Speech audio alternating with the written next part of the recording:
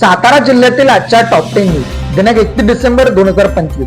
Powered by be vocal for local. आपली खरेदी आपल्या शहरात, आपल्या साताऱ्यात. पॉलिटिकल स्टेटस ठेवाल तर सरकारी नोकरी गमावून बसा. सरकारी सेवकांनी राजकीय तटस्थ राखणे बंधनकारक. होऊ शकते निलंबनही.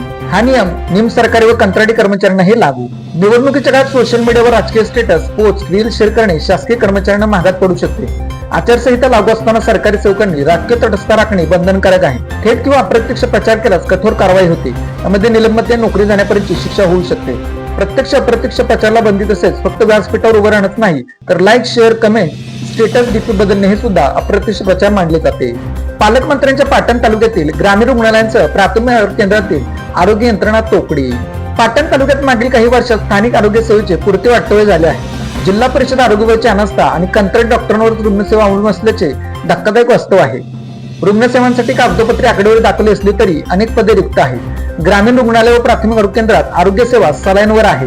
बांधकाम मंत्र्यांच्या पुढाकाराने पवई नाका ते वाडेफाटा सदर बाजार परिसरात लावलेली 800 झाडे देखभाली अभावी वाळली, काही मरणासन्न अवस्थेत. सातारा शहर हरित करण्याच्या उद्देशाने सार्वजनिक बांधकाम मंत्री शिवेंद्रसिंहराजे भोसले यांच्या पुढाकारातून 1 जून 2025 रोजी हरित सातारा उपक्रमांतर्गत तब्बल 1000 रोपे लावण्यात आली होती. मात्र देखभाली अभावी यातील सुमारे 800 झाडे वाळून गेली आहेत, तर काही रोपे मरणासन्न अवस्थेत आहेत. यामुळे पर्यावरणप्रेमी व जागरूक नागरिकांमधून तीव्र संताप व्यक्त होत आहे. पालीच्या खंडोबा यात्रेसाठी सातारा जिल्ह्यातील विविध आगारांतून सोडण्यात येणार 111 बसेस. यामुळे विविध मार्गावरून होणाऱ्या नियमित फेऱ्या 1 ते 8 जानेवारी दरम्यान होणार रद्द. नियमित प्रवाशांना होणार आर्थिक भूर्दंड आणि मनस्ताप. पाल खंडोबा यात्रेसाठी दिनांक 1 ते 8 जानेवारी दरम्यान सातारा विभागातील 11 आगारांमार्फत जादा बसेस सोडण्यात येणार आहेत.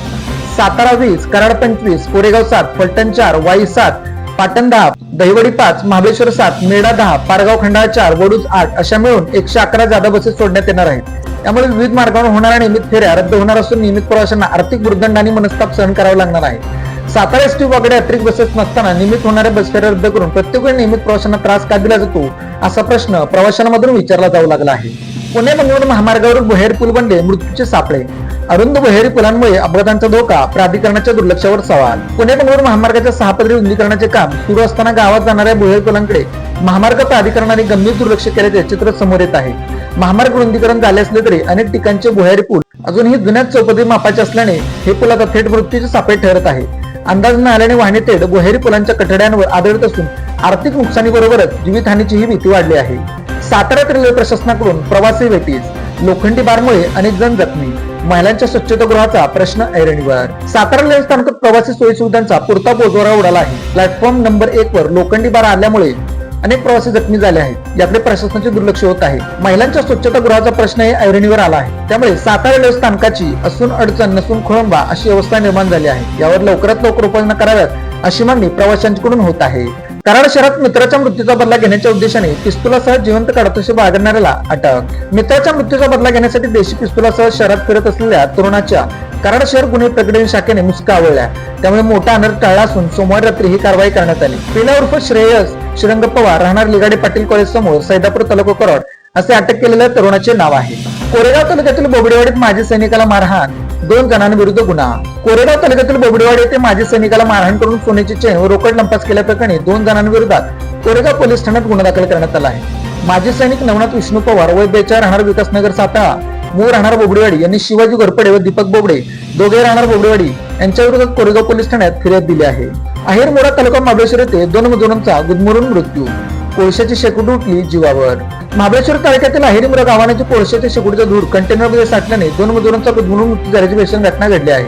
या मजुरांनी थंडीपासून बचावासाठी कोळशा शेकोटी पेटवली होती. मात्र कंटेनरचे दरवाजे खिडक्या बंद केल्याने धूर साठल्याने ते गुदमरले आणि त्यातच त्यांचा मृत्यू झाला. पाचगणीत बेपत्ता झालेल्या 12 वर्षाच्या अल्पवयीन मुलीची सुखरूप सुटका. पाचगणी पोलीस ठाणे अंतर्गत बेपत्ता झालेल्या अल्पवयीन मुलीची सुखरूप सुटका करण्यात पोलिसांना यश आले आहे.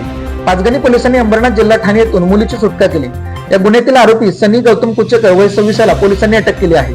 अल्पवयीन मुलीला फूस लावून लग्नाचे आमिष दाखवून पळवून नेल्याचे तपासात समोर येत आहे. Made in Satara bag.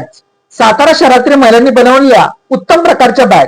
संपर्क 9594 415 115. Lalit tailors, look good feel good.